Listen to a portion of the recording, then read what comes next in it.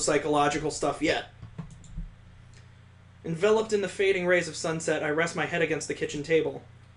Though the enticing aroma tickled at my empty stomach, fatigue was also hitting me at full force. Foo.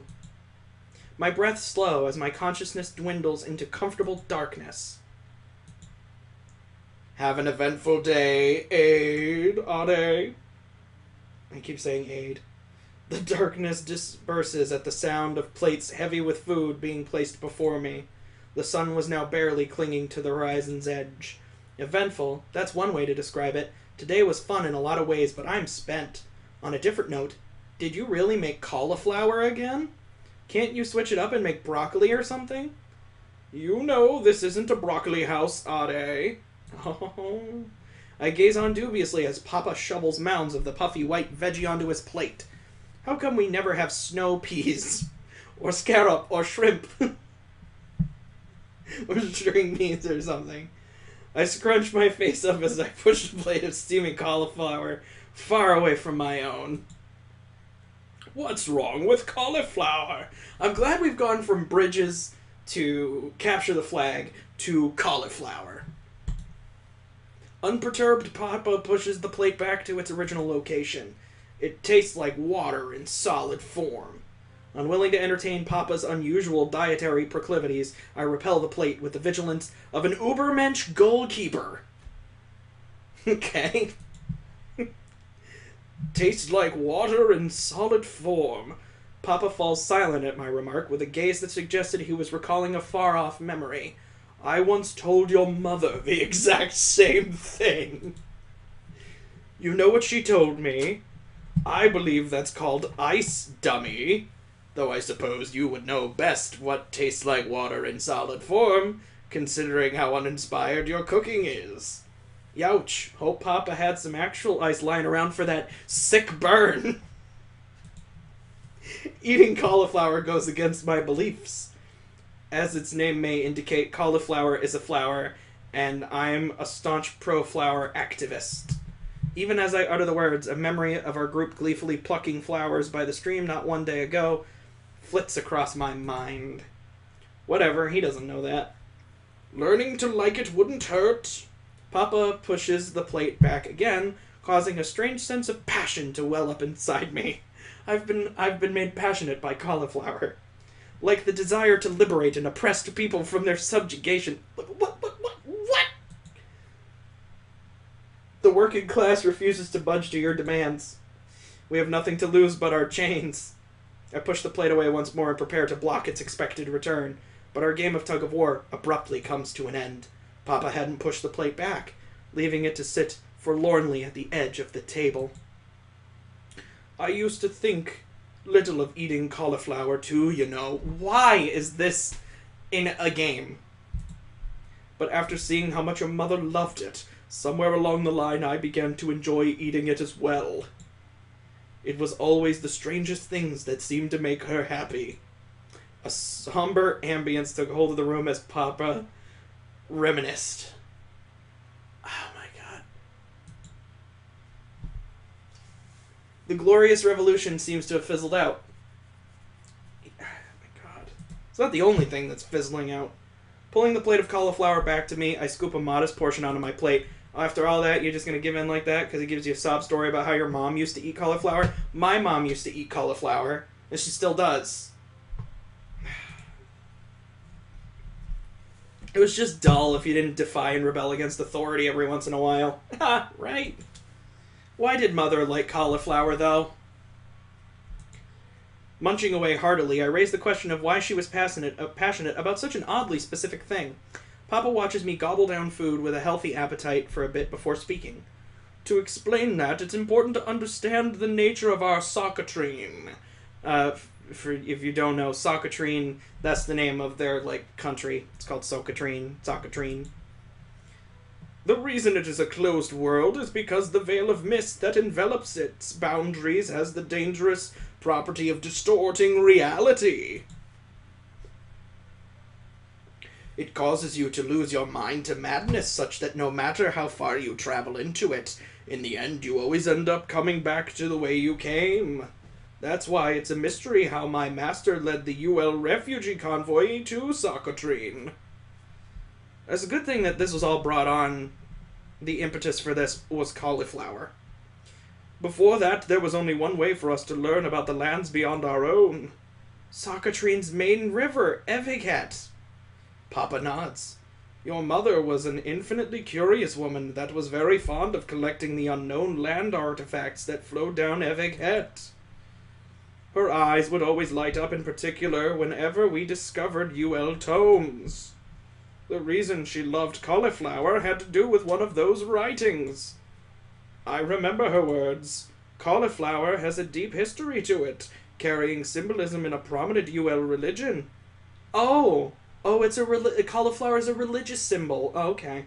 It represents the mythical tale of a virgin mother and the huge white star that guided the people to her child's crib.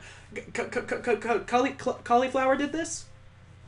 Cauliflower? Are we sure? Your mother always seemed to be talking about things I could never make heads or tail of. Mustering a meager smile, Papa drops his gaze to the ground.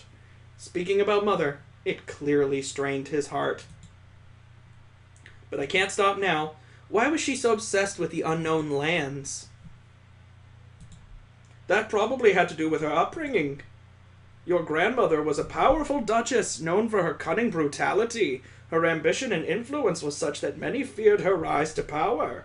However, in a plot there's no plot here, believed to be orchestrated by a rival old aristocracy faction, she was assassinated, and your grandfather succeeded her. As the spouse of a political marriage, he held ambitions of his own that ran contrary to your mother being the next in line successor. So he locked your mother away under the pretense of trauma and mental instability at your grandmother's death. Sequestered in her chambers from a young age, unable to ever leave, your mother was made a prisoner of her own home. Her yearning for freedom was such that even when released from that burden, she was not sated, always longing for more. It's not enough. Those were the words she told me, as if the closed world of Socotrine were just another cage. She wanted to escape Socotrine and see what lay beyond. Maybe it's because I've grown up reading her collection for all my life, but did you know, Papa? That's my wish as well. Papa, this tangled knot rooted deep in my chest. I can't bear it anymore. Papa, will you tell me? If I don't ask now, there will never be another chance. Or will there ever be another chance? Or will I live the rest of my life carrying this aching emptiness inside me? How? Stealing my beating heart, I forced the words out of my throat. How did Mother die? My desire to know felt all-consuming, like a maddening hunger that could not be sated. It possessed me, pressing me forward despite the crushing dread. You've kept it from me for all these years, but I can't accept that anymore. Please tell me. It felt like I was suspended in time, unable to advance, retreat, or even breathe. But even then I don't back down. Tell me. Your mother was killed. I killed her. The words hang in the air, a heavy weight. I stare blankly at them. Blankly I stare. A dark shadow eclipsed Papa's face. Yeah, look at this. This is clearly a man remembering that he killed his wife.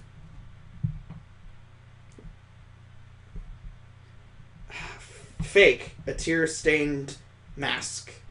Its stifling coldness paralyzes me. I killed her. I tried to speak, tried to say something, anything, but I falter, hollow. That's all my words would be. Unable to voice myself, I let the suspended words fall from my lips unspoken. Gone. It was all gone. The clinking of silverware, the warmth of a family peacefully sharing a meal, consisting only of cauliflower, by the way. In its absence, an oppressive silence constricts the room. Leave the plates in the sink when you're done. We're just gonna walk right past that, I guess. Without ever meeting my eyes, Papa turns away. Something aches inside of me as I watch him go. Gazing at the fleeting image of his back in the doorway, I sit there for a very long time. The shadows of night's passage sink to their deepest shades before I finally rise from my seat. Hunched over a candlelit desk in Mother's room is where I find him. The candle's flame seems to waver in concert to his rhythmic breaths. This is breathes. Casting shadows upon the weathered books that had once been someone's pride and joy. Papa. Though his consciousness was no longer in the room, I call out to him, reaching out to touch his cheek. The false smile from before had fallen from his face, revealing a haggard, hollow countenance. Was remembering her that painful? Even then, he had returned to this room, unable to let himself forget. You're a weakling, aren't you? Damn! Holy shit! But no matter how weak you may be, I know you loved her more than anyone in the world. Pulling a chair up beside him, I rest my head on the desk and gaze at his sleeping visage. Distressed, defenseless, it looked so much like the troubled sleep of an anxious child. I want you to tell me more about her. My words do not reach him. He cannot answer, but I want him to listen. Her favorite foods, the little things that peeved her off, whether or not she was a morning person. Those are the important things to know. Yeah, definitely, I can see that. My consciousness begins to flicker wearily as the day catches up with me. Even if it's little things like that, I want to know all about her. Why? Even though I was sitting right next to him, he felt so far away. Sarah Fansell? I don't know what that is. Fighting against fluttering eyelids, my eyes find Papa's upturned hand. What type of person was she? I rest my palm in his, noting absent-mindedly how soothingly cold it feels. My hand's so small compared to his. And what happened on that day?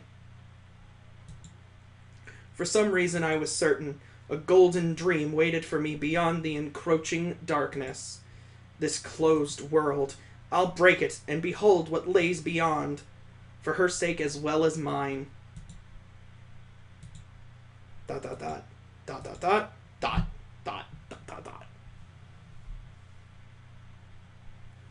The sound of falling rain. Its rhythmic patters seep into my consciousness, coaxing my eyes open. My bedroom ceiling. However, something seemed off. The right side of the ceiling looked blurry and out of focus. Huh? When I bring my hand to my right eye, it comes away wet. Tears? Perplexed, I try digging through my memories. Last night I fell asleep in Mother's room. Papa probably carried me to my room afterwards. I remember being gripped by a strong conviction that I'd returned to the golden dream, but that couldn't be right.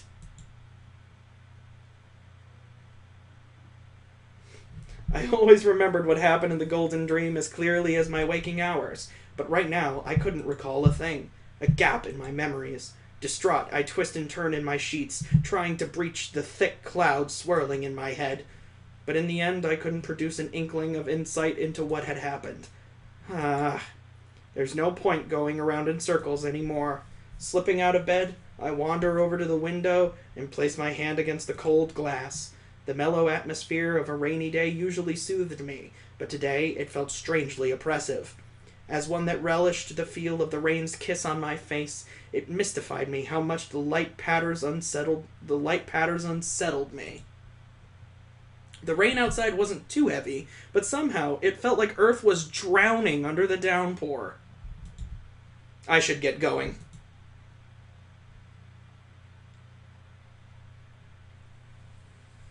Descending the stairs to an empty house, I don my rain gear and set off to the falling rain.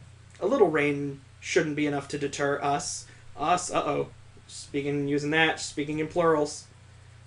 We always meet up to play on Saturday mornings. Today shouldn't be any different. The thought helps lighten my mood she's talking about her friends. As I proceed down the puddle-lined path. I want to see everyone's faces. Before long, the Rue household fades into view, emerging from a curtain of mist. Something was wrong, though. Oh, they've got to be all dead. This has got to be the part where everything's gone crazy. Standing before the cabin's dark outline under the falling rain was a solitary figure, a figure so still, they seemed to blend into the very landscape. A knot of deep unease sinks to the bottom of my gut. It was Noletta. Unblinking, unmoving, she stood there. Noletta. Upon drawing closer, I find her clothes to be completely soaked through. How long has she been standing here, utterly exposed to the elements? Noletta, it's me, Ade. 1 heartbeat. 2. Passes by breathlessly before my voice seems to reach her.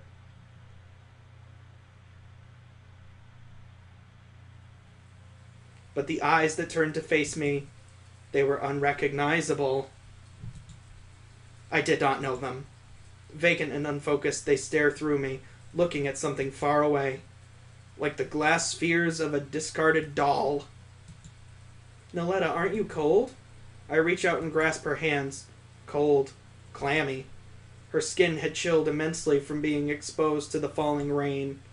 Noletta, a sharp throbbing within my chest. I realized it hurt.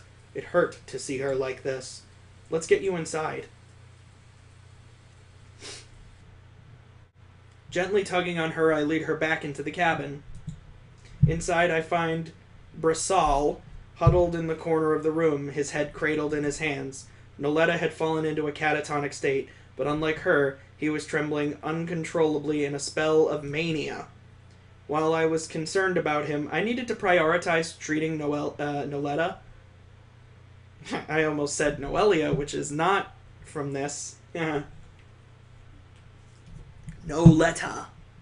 I had no idea how long she'd been out there. Stripping off her wet clothes, I wipe her down thoroughly with a towel and drape a blanket over her. As I go to light the stove, though, a stifled scream makes my heart catch in my throat. Reacting to the stove's glowing embers, Brasal presses his body against the wall. Unable to retreat any further, though, he lashes out frenetically at the nearby furniture before slipping and slamming against the ground. That's when I notice. From the arms he was cradling desperately against himself, something dark was dripping onto the floor below. Illuminated under the stove's flickering light, his fingernails produce a wet, squishing sound as they scrape out more of the dripping, dark fluid. It's gonna be some blood. Yep, everything's going red. He was gouging out his own flesh. Stop, Brasal, you're hurting yourself. Unable to think of any other way to stop his hysterical self-mutilation, I grab at his wrists and desperately try to restrain him. My efforts only cause him to panic further. Kuh! Stars begin to swirl in my vision as I am knocked to the ground with such force I momentarily black out. Undeterred, I get up and try once more to hold him down. But unable to bridge our size difference, I am blown away like an errant leaf. Huff! Ha! I have to stop him. He's already lost so much blood, as you can see. Look at all of this. Rising on shaking legs, I stumble forward again. But before I can reach out, my legs give, and I crumple to the floor. Brasal. At that moment, something happens.